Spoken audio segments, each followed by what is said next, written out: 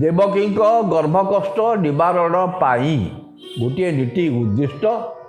ସେ ନୀତିଟା ହେଉଛି ଜେଉଟ ଭୋଗ। ଗୋଟା ବିଭିନ୍ନ ପ୍ରକାର ସୁମିଷ୍ଟ ପଦାର୍ଥ ଜଗନ୍ନାଥଙ୍କୁ ନିବେଦନ କରାଯାଏ। କାହିଁକି? ଦେବୀ ଦେବକୀଙ୍କର ଗର୍ଭକଷ୍ଟ ନିବାରଣ ପାଇଁ, କୃଷ୍ଣଙ୍କ ଜନ୍ମ ପାଇଁ।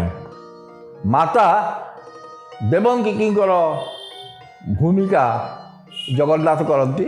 ରାମ ଜନ୍ମରେ ମଧ୍ୟ ସେହିପରି ସେ ମାତା ରୂପେ କଳ୍ପିତ ହୁଅନ୍ତି। ଏଇ ଜେଉଟ ଭୋଗ ହୁଏ।